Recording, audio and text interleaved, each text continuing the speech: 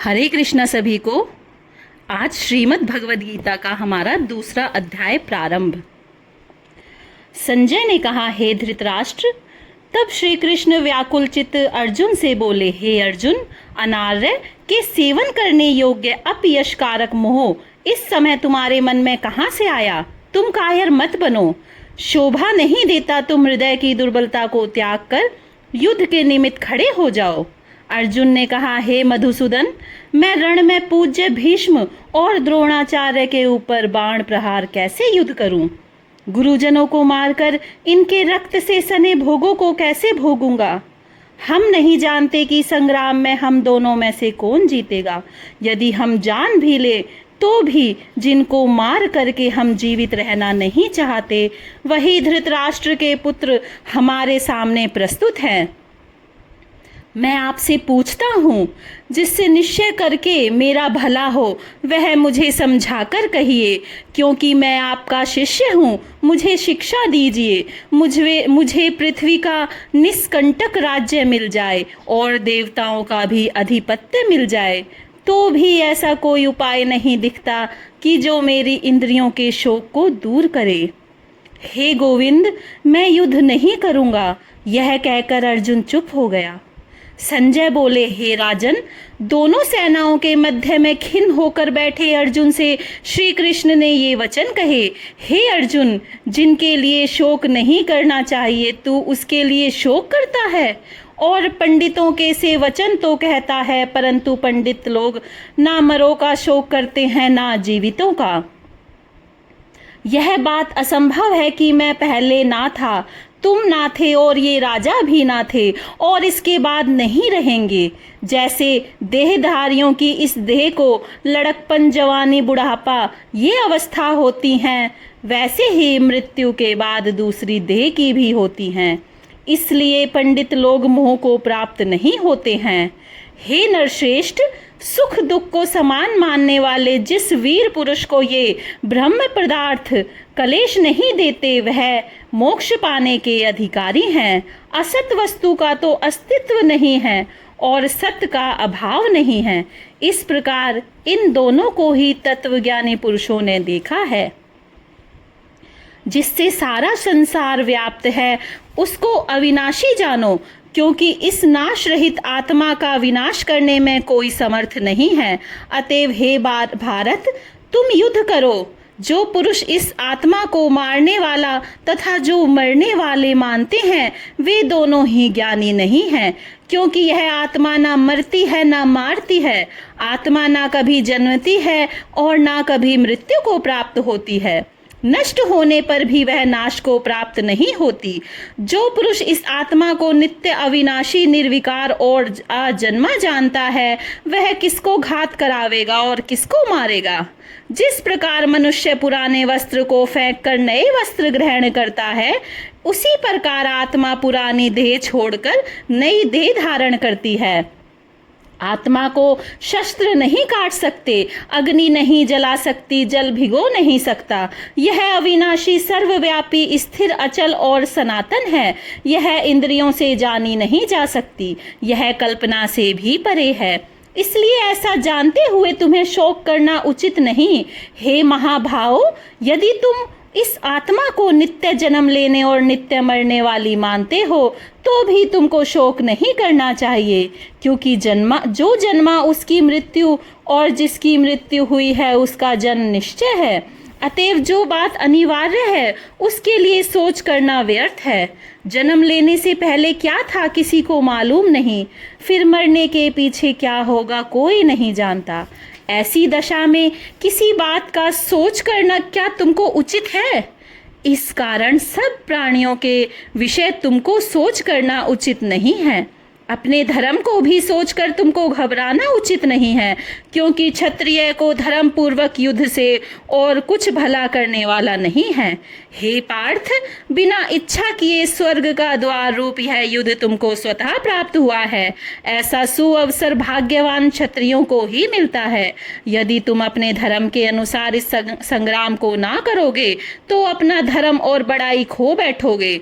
सब लोग सदा तुम्हारी अपकीर्ति करेंगे और प्रतिष्ठा करने वाले पुरुषों के लिए अपयश का होना मृत्यु से भी बढ़कर है। ये महारथी समझेंगे कि अर्जुन डर कर संग्राम से हट गया और अब तक जो लोग तुम्हारा मान करते थे वे अपयश करने लगेंगे। शत्रु लोग तुम्हारे पराक्रम की निंदा करते हुए अनेक प्रकार के दुर्वचन कहेंगे। इससे बढ़कर तुमको दुख और क्या होगा? यदि तुम युद्ध में नष्ट हो गए तो स्वर्ग का सुख भोगोगे और जीतने पर सब पृथ्वी तल पर राज्य करोगे। इसलिए युद्ध के निमित्त दृढ़ प्रतिज्ञ होकर खड़े हो जाओ।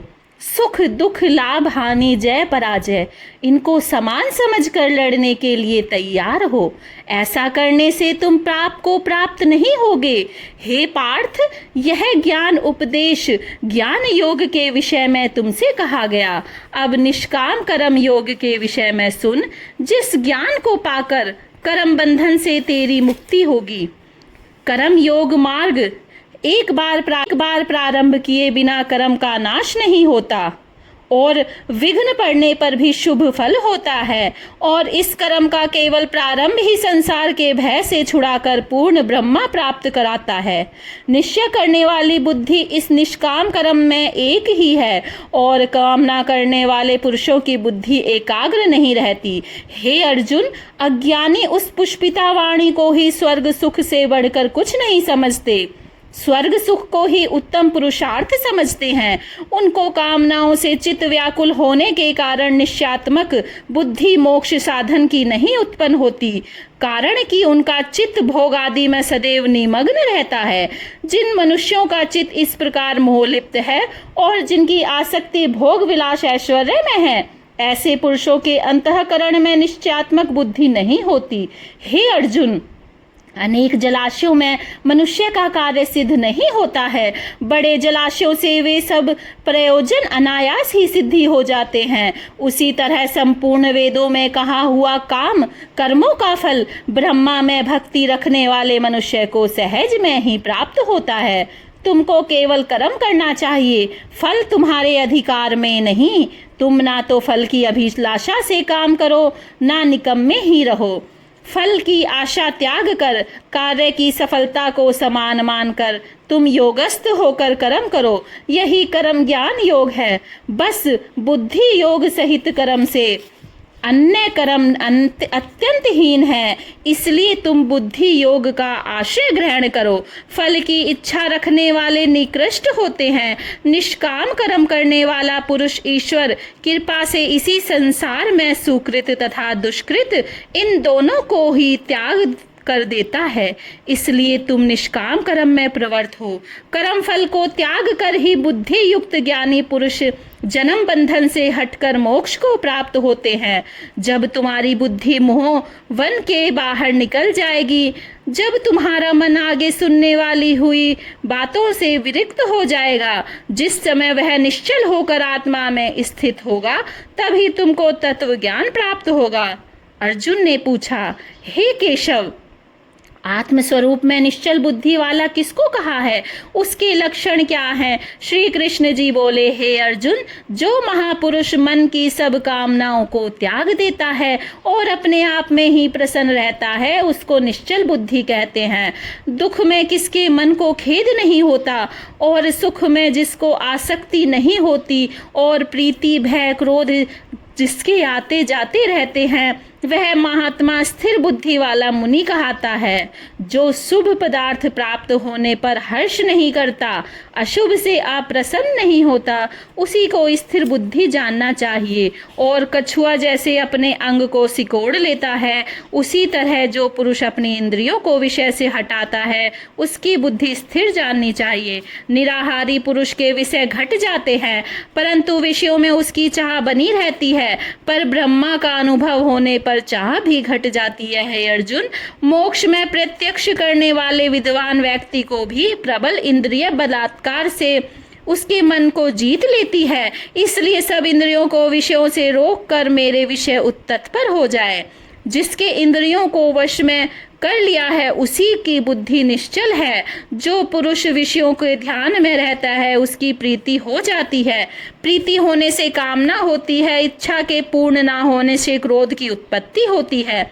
क्रोध से अविवेक होता है, अविवेक से स्मरण शक्ति नष्ट हो जाती है, स्मरण शक्ति के नाश होने से बुद्धि क्षय होती है, और जिसकी बुद्धि का नाश हुआ वह विनाश को प्राप्त होता है।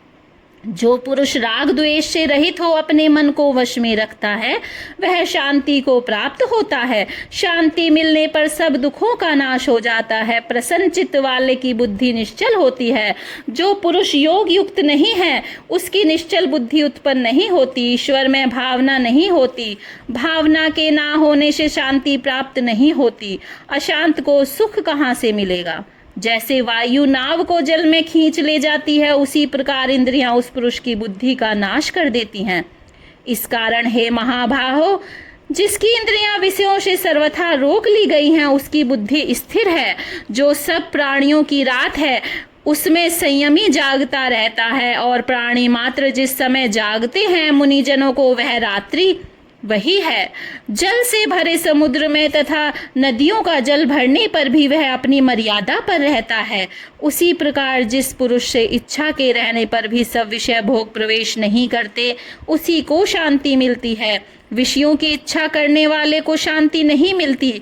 जो सब कामनाओं को छोड़कर तथा इच्छा रहित विचरता है वह शांति को प्राप्त होता है।